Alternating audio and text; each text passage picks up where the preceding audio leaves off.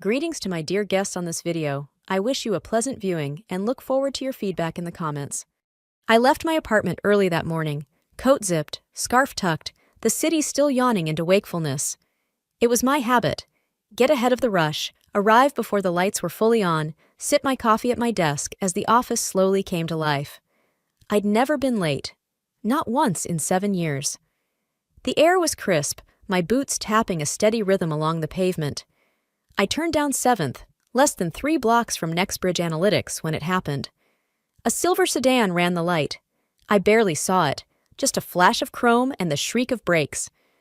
The bumper clipped the edge of my coat, spinning me off balance. My tote flew out of my hand, scattering papers and pens across the sidewalk. I landed hard, knees scraping the concrete. It was fast, jarring, but not serious. The driver leapt out, stammering apologies. People gathered. Someone called 911. A woman pressed a water bottle into my hand. "I'm okay," I insisted, voice shaking. "Really, just..." Startled. The EMTs arrived in minutes. No serious injuries, just minor scrapes and a very rattled heartbeat. They offered to take me to the hospital. I declined. I have to get to work. By the time I limped through the revolving glass doors of the building, it was 9:05 a.m. The elevator ride to the 19th floor was the longest 60 seconds of my life. I tried to smooth my hair in the reflective panels, blot the smudge of mascara from under my eye, and breathe through the adrenaline still pumping in my veins. When the doors opened, I stepped out onto familiar gray carpet and the low hum of computers already waking up. A few coworkers glanced up. No one said anything. My boss's door, Michael Grant's door, was still closed. Relief washed over me so suddenly I nearly sagged against the wall. I slipped past the kitchenette, headed for my desk, and eased into my chair with as much composure as I could muster. Safe. For now. But my hands still shook as I reached for my mouse. The morning's near disaster played on a loop in my head. The crosswalk, the car, the sound of my own breath catching in my throat. I looked at the screen, but the numbers didn't register. All I could think about was how quickly it could have ended. How absurd it was that after all these years of showing up early, staying late, never taking sick days, one random moment in traffic nearly ruined everything. And Michael wouldn't have cared. Not really. If I'd limped in at 9:30 with a doctor's note and a bleeding knee, he still would have seen it as a failure in discipline.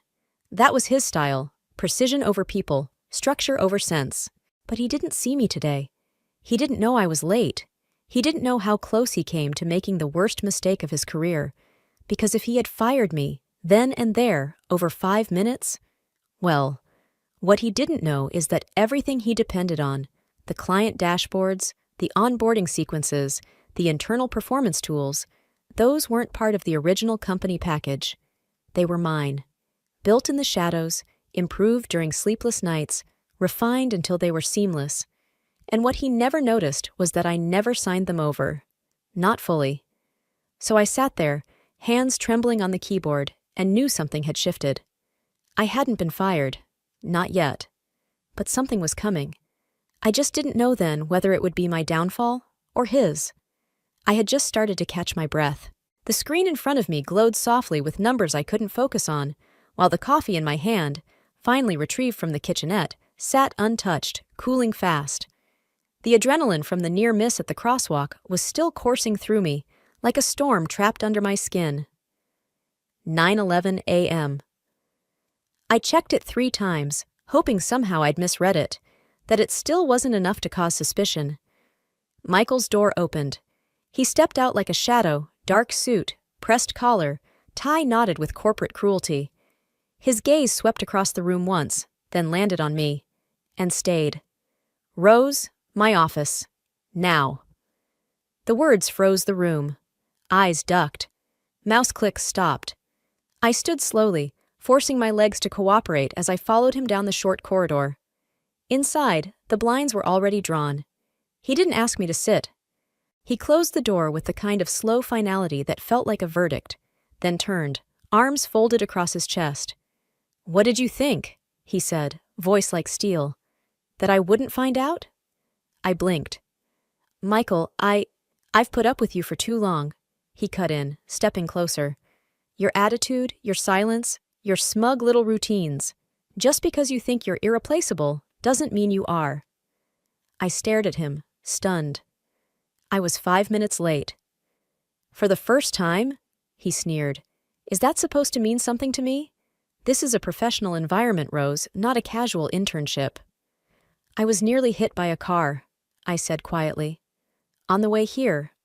I stayed to speak with EMTs. I could have gone to the hospital, but I didn't because I didn't want to be late. He waved that away like an excuse. You should have called. I was on the sidewalk, I snapped, the words breaking through my usual calm. Bleeding, stunned. Forgive me for not updating my Outlook status first. He narrowed his eyes. Don't get clever. You're done here. He moved to his desk, pulled out a thin manila folder, my personnel file, slid it across the desk like a final blow. You're fired, he said. Effective immediately. Get out. The silence after that was so complete, I could hear the second hand ticking from the wall clock. I didn't move. Not because I was frozen, but because inside, something clicked into place. Not panic, not fear, something colder, sharper, understanding. I wasn't just being let go. I was being discarded, punished even. Not for being late, but for being good at what I did. For building quietly, for being indispensable in ways that he'd never understood, never bothered to ask about. He thought firing me was the final blow. He had no idea it was the first move in his own undoing. I picked up my bag, looked him dead in the eye. You're going to regret this. He gave a low, humorless laugh. I doubt it. As I walked out, back through the rows of desks where people pretended not to watch, I didn't cry. I didn't break. But inside, something was already rising. Because what Michael didn't know, what he never thought to ask, was that I never signed over the IP for the systems he depends on. That every dashboard, every client workflow, every internal sync was mine. And now? So was the future. I don't remember leaving the building. One moment I was staring at Michael's cold, satisfied face, and the next I was in the elevator, staring at the metallic blur of my reflection. My hands were numb, still clutching my bag like it was the only thing tethering me to the ground. Outside, the city noise was too loud. I moved like a ghost through the crowd, every step mechanical, every breath shallow. The place where the car had clipped me, just under my ribs, throbbed dully now that the adrenaline had worn off. My knees still stung. My palms were scraped, my blouse still torn at the hem. No one cared.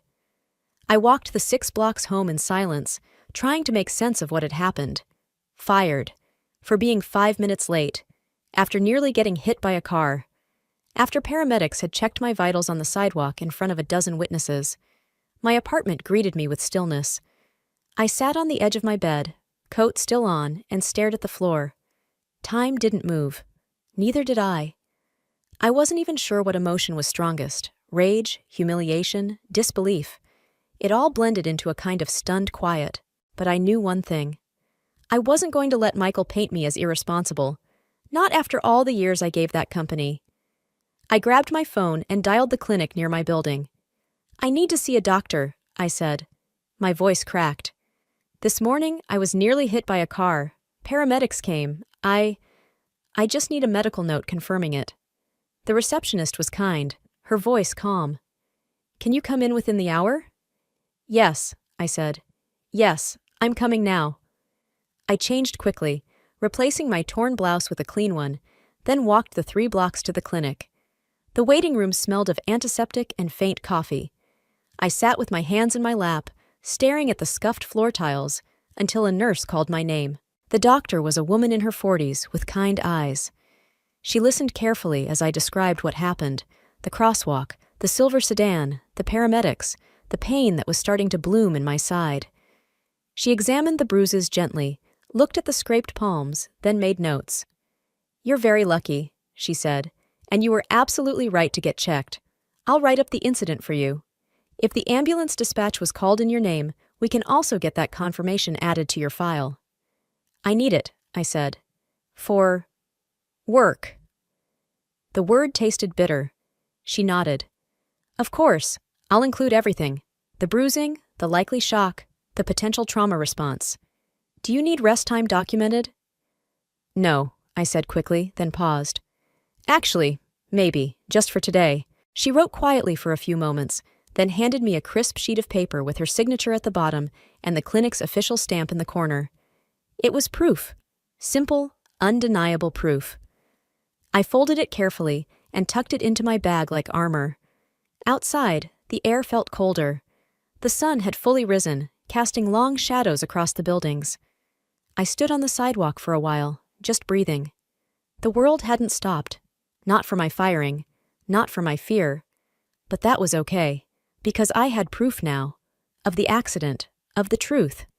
And that meant the next step, whatever it was, would be mine to choose. I wasn't going to beg to be rehired. I wasn't going to waste time pleading with people who never saw my value. No, I was going to prepare. And when I moved again, it wouldn't be small. I didn't sleep that night. Not really. I lay awake in the half-dark, staring at the ceiling as the events replayed over and over. The screech of tires, the sting of the pavement, Michael's voice cutting like a blade through my chest. But I had proof now. The doctor's note was folded neatly in my bag, alongside a printout of the 911 call log, confirming that an ambulance had been dispatched to the corner of 7th and Mercer at exactly 8:47 a.m. My scraped palms still ached. My ribs throbbed when I bent over. I'd done everything right, or close to it. Surely, once he saw the reality, Michael would understand. He had to. I walked into the office just before 9 a.m. the next morning, heart pounding like a drum. The receptionist blinked when she saw me but said nothing. A few coworkers turned in their chairs, eyes wide, whispers crackling behind cupped hands. But I kept walking, straight to the corner office where Michael sat with his back turned, looking out over the city like a monarch at war. I knocked once. He didn't turn. Come in. I stepped in, carefully closing the door behind me. I wanted to speak with you about yesterday. He turned now, slowly, one eyebrow arched. You're not employed here, Rose. I know, I said, voice even. But you fired me because I was late. I have proof that I was in an accident. Paramedics were called. I went to the doctor. I was cleared but shaken, and I still came in. I slid the documents across his desk, heart in my throat.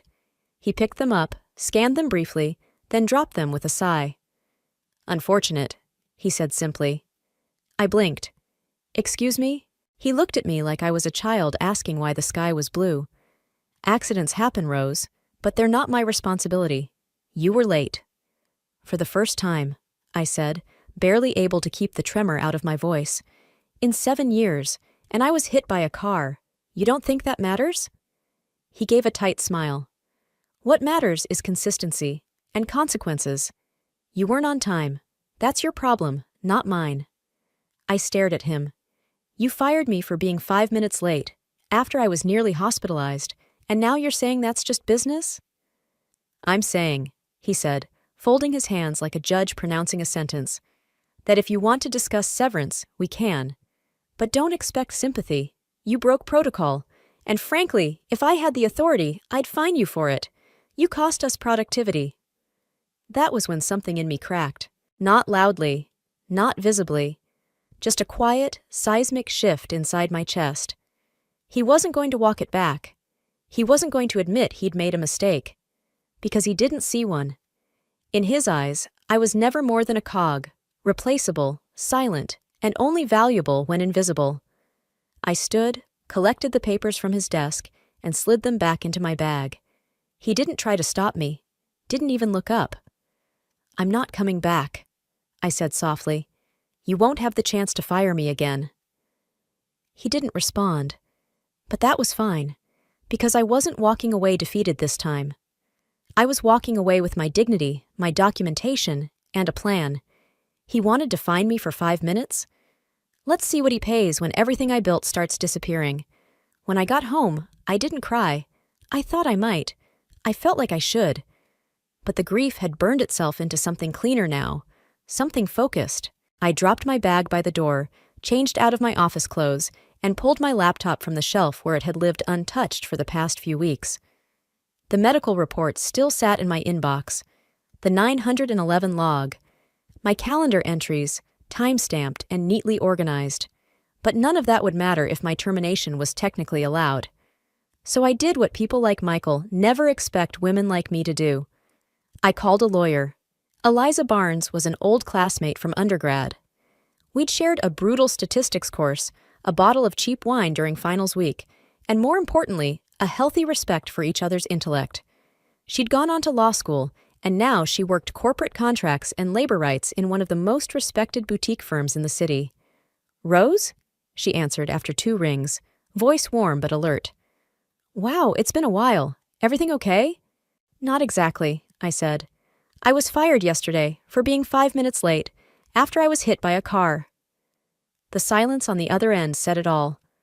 "Jesus," she muttered finally. "Tell me everything." I did. Quickly, factually. Eliza didn't interrupt. Just took notes. "Do you still have your employment contract?" she asked when I finished. "I do," I said, already pulling the PDF from my personal drive. "I reviewed it when I first joined Nextbridge. It's standard, I think." "Forward it to me." 10 minutes later, we were both reading through the same document, her with sharp legal eyes, me with a slowly growing sense of anticipation. She was the first to catch it. "Here," she said, tapping her keyboard. "Section 7.3, termination for cause." I scanned the paragraph. "What about it?" "It defines cause very specifically," she said. "Willful misconduct, gross negligence, violation of company policies that have been previously acknowledged in writing." "And?" "And there's no mention of punctuality policy in your onboarding packet," she said. "I'll bet you never signed anything formal outlining penalties for tardiness." "I didn't," I said. "There was a verbal expectation, sure, but nothing written. No strike system, no lateness warnings, nothing." Eliza smiled. I could hear it over the phone. "Then firing you for being late, especially for the first time, isn't just bad form. It could be considered wrongful termination under your own contract, especially if you can prove the lateness was due to an emergency." "I can," I said. "I have a doctor's note, EMT documentation, witnesses." "Then we've got leverage," she said. "It might not be a slam-dunk lawsuit, but it's enough to make a serious case, and to make Nextbridge nervous." I sat back, staring at the screen. An interesting detail. That's what it was. A loophole. A flaw in Michael's arrogance. He fired me without cause, thinking he had all the power. He didn't. "I want to fight this," I said. Eliza's voice sharpened. "Good. Let's make them regret underestimating you." And just like that, the war began. I stared at the contract on my screen, Section 7.3 glowing like a beacon of hope. Eliza was already drafting a letter, sharp, professional, and laced with enough legal weight to shake any HR department. But something in me still needed to hear it from him. I needed to know if he even realized what he'd done. So I called him. I don't know what I expected.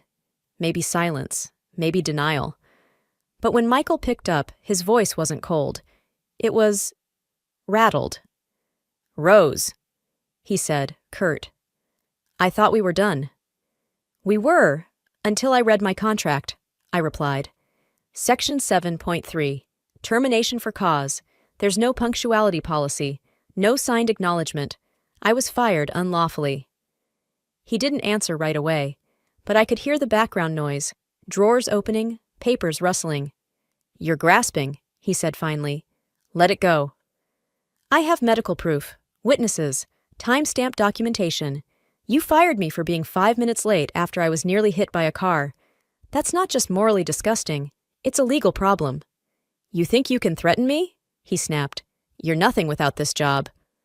"I don't need to threaten you," I said calmly. "I already contacted legal counsel. You'll hear from them soon." That's when I heard it, distinct and unmistakable, the low whir of a shredder. He was destroying files. The audacity of it hit me like a second impact. Not only did he know he was wrong, he was trying to cover it up. "Are you shredding documents?" I asked, stunned. The line went dead. I sat there for a moment, pulse thundering, anger seeping into every corner of my chest. Then I opened the folder on my desktop again. There was something I hadn't noticed before, a separate attachment I'd saved from the original HR onboarding packet. A second page of the employment contract. I opened it, and there it was, an appendix labeled Employee Rights and Dispute Process. It outlined internal resolution procedures, timelines for arbitration, and a clause stating that any disciplinary action must be documented in writing within 30 days of the alleged incident. Failure to do so, it said, invalidated the grounds for dismissal. I reread the line 3 times. Michael hadn't just fired me without cause. He'd done it in direct violation of the company's own dispute policy. I called Eliza back. "There's more," I said breathlessly. "There's an appendix. It outlines a required dispute process before termination can be finalized. He didn't follow any of it." "Send it to me," she said, her voice suddenly electric. "That changes everything." It did. Michael wasn't just morally wrong anymore. He was legally vulnerable, and now? Now I had proof of everything. The mistake, the cover-up, the silence that could cost him everything he thought he controlled. I couldn't stop shaking, not from fear anymore, but from the magnitude of what I'd just discovered. Eliza was already reviewing the contract appendix I'd sent her. The language was clear and damning. Nexbridge had bypassed its own rules when Michael fired me. But while she dug deeper, I decided to do the same. I opened the company's internal app, the same one we all use to log hours, manage projects, access documentation. I still had access. Apparently, in Michael's haste to cover his tracks, he'd forgotten to revoke my credentials. I navigated to my developer dashboard. There, under My Contributions, was a list of every resource, tool, and process I'd ever created. Client feedback modules, performance analytics scripts, even the proprietary onboarding workflow that had become the gold standard across our branches.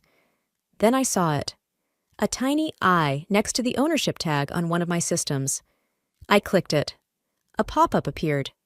According to company policy, any employee-developed resource not formally assigned, transferred, or remunerated upon termination remains the intellectual property of the original author. I blinked. Then I read it again. It was real. I dug further, cross-referencing creation logs, internal memos, the version history of the tools I'd built. None of it had ever been officially claimed by Nexbridge. I had never been paid bonuses or given equity for the architecture I developed. In their arrogance, they'd simply used my work without acknowledging it. And now? Now that I'd been terminated without cause and without contractually required dispute resolution, I could take it all with me. Eliza confirmed it within the hour. "They never filed a rights transfer," she said. "Everything you created belongs to you. If they continue to use it without permission, that's grounds for IP infringement." I sat back in my chair, stunned. My heart wasn't broken anymore. It was on fire. Michael had thought he was cutting off dead weight, but he'd actually pulled the plug on his own life support system, because without my frameworks, Nexbridge's entire internal structure would stall. Productivity reports? Gone. Client onboarding? Disabled. Predictive project metrics? Deleted. All of it lived on code I wrote, under licenses I never signed away, and I had every right to reclaim it. It would be messy. It would cause panic. But it would also be just. Eliza asked, "Do you want to pursue reinstatement?" I didn't even hesitate. "No," I said. "I'm not going back." "Then what do you want to do?" I looked out the window of my apartment. The city skyline shimmered in the early dusk, every light a new possibility. "I want to walk away," I said, but not quietly. The call came just after 8 a.m. the next morning. I almost didn't answer. But something in me, the part that wanted to look him in the eye when the tower fell, told me to pick up.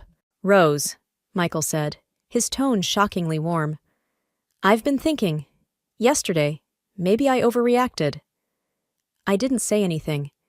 "I didn't realize you were hurt," he continued, "that there was a medical incident, and if there was a misunderstanding with the termination policy, well, these things can be reversed." Ah, there it was. He wasn't calling because he was sorry. He was calling because he'd realized what he stood to lose. I leaned back in my chair. "You mean the systems, the code, the tools that keep Nexbridge running?" A pause. "Let's not get dramatic." "It's not drama," I said. "It's data." Michael cleared his throat. "Look, I've spoken to HR. They'll roll back the termination. You can return on Monday. Let's just consider this a reset. And what about the accusation? The way you humiliated me? The way you threatened to fine me while I was still shaken from being nearly hit by a car? That was poorly phrased, he said, with a rehearsed kind of regret. You're an important part of our team, Rose. I see that now. The words sounded sweet, but sweet things are often the most poisonous. I imagined myself walking back into that office, back to the desk where everyone had seen me get fired, back to the silence, the sideways glances, back under the rule of a man who saw loyalty as weakness and empathy as a flaw. No, I'm not coming back, I said. There was a beat of silence. Then, the shift. You know, he said slowly, if you walk away with those systems, it'll reflect poorly on you. Clients talk. You wouldn't want your name associated with sabotage, would you? My blood turned cold. There it was, the threat. If you think I won't tell our partners how you reacted, how you tried to weaponize your departure, you're underestimating how small this industry really is. I let the silence hang. Then I smiled. I'm counting on it being small, I said. Easier for the truth to spread. You're being emotional, he snapped. No, Michael, I said, voice even. I'm being strategic. You fired me unlawfully, attempted to cover it up, and now you're trying to manipulate me into staying by threatening my reputation. That's not leadership. That's desperation. I can fix this, he said, suddenly softer. Let's talk. Let's have lunch. We can renegotiate your position. You could have a promotion, more responsibility. You've earned that, haven't you? And that's when I realized what this really was. He wasn't trying to save me. He was trying to save himself, because without me, the machine stops, and now he knew it. But he was too late. You're not offering me an opportunity, I said. You're offering me a leash. Then I hung up and blocked his number. For the first time since this all began, I was afraid. Not angry, not righteous, just scared. It hit me like a slow leak.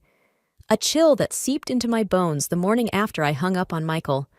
I kept glancing over my shoulder, checking the lock on my door twice, 3 times.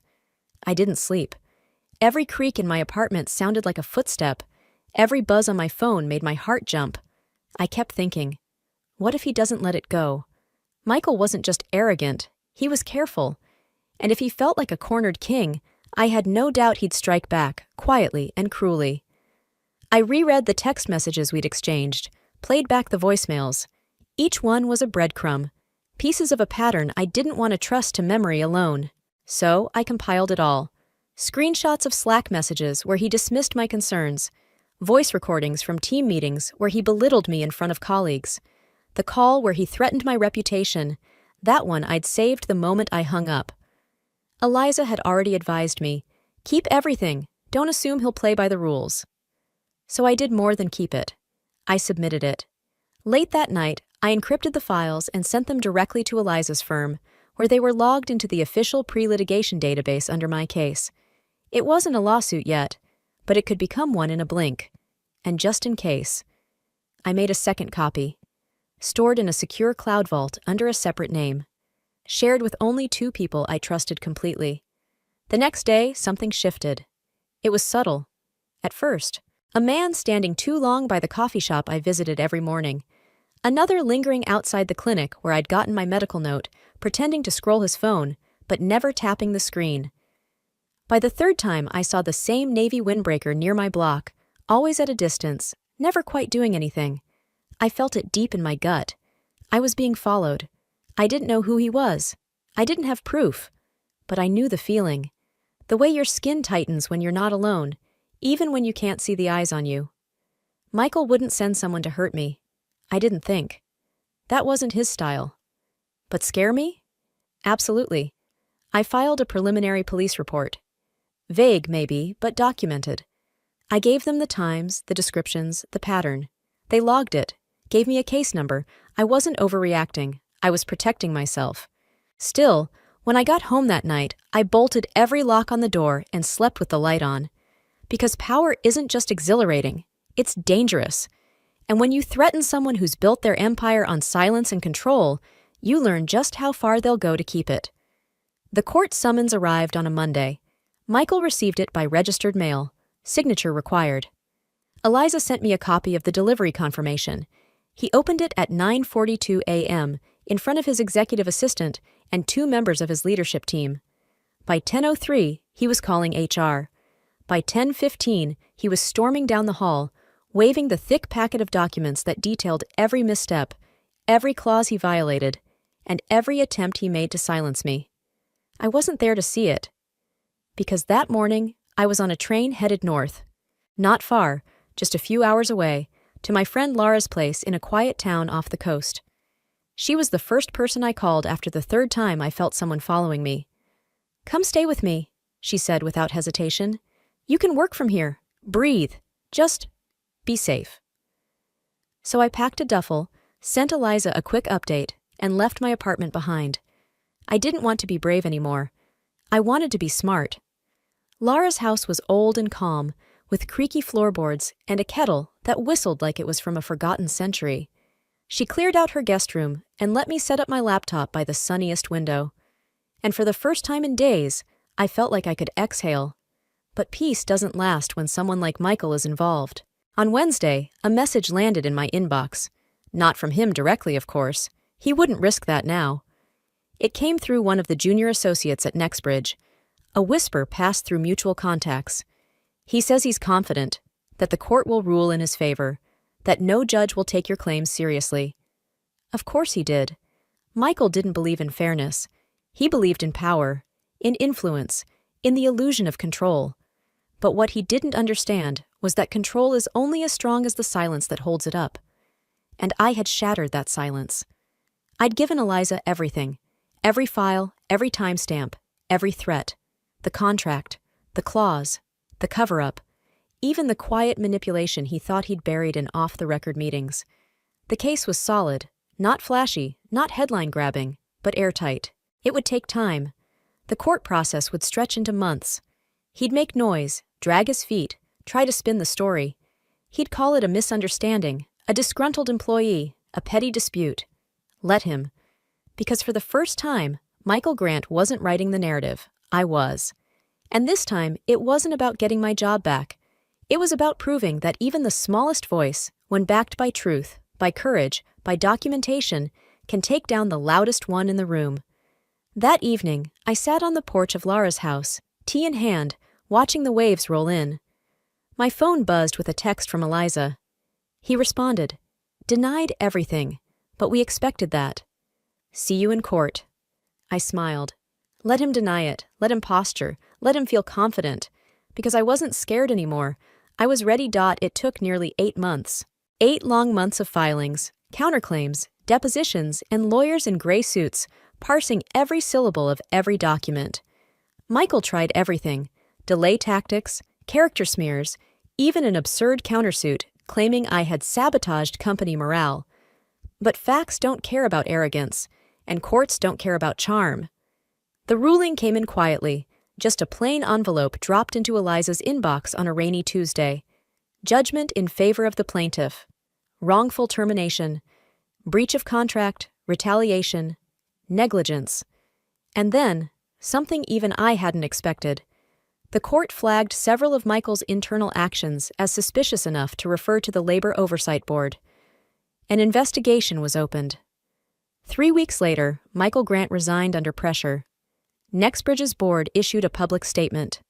Irregularities in executive conduct. It was sanitized, yes, but I didn't care. Because I knew the truth. And now, everyone else did too. The damages awarded were significant. Eliza called them career-changing. I called them just enough to finally build something of my own. With her help, I filed a new business registration, Verity Systems, a platform built to protect workers' contributions, document every change, and ensure that no one ever lost their seat at the table just because they didn't shout loud enough. And Laura? Well, somewhere between long walks, whispered late-night strategy talks, and mornings spent pouring coffee beside each other, something shifted. One evening, just after the verdict came down, she leaned on the doorframe of the guest room I'd made my temporary home. "So," she said, eyes soft, "are you going back?" "Back where?" To your old apartment, your old life. I looked at her, at the kitchen where she let me cry, the room where she helped me rebuild, the space where I found myself again, not just the strong, sharp worker, but the woman behind all of it. No, I said, stepping closer. I don't think I am. She didn't reply with words. She kissed me. And just like that, something even deeper than justice settled into place. So here's what I'll tell you, if you've read this far. Never confuse silence for weakness. Never confuse being overlooked for being powerless. And if someone tries to break you because they think they can get away with it, don't just survive. Win, rebuild. And when you do, make sure they see your name on the door of the empire you built from the rubble they left behind. I'm Rose. I was fired for being 5 minutes late, and it turned out to be the best thing that ever happened to me.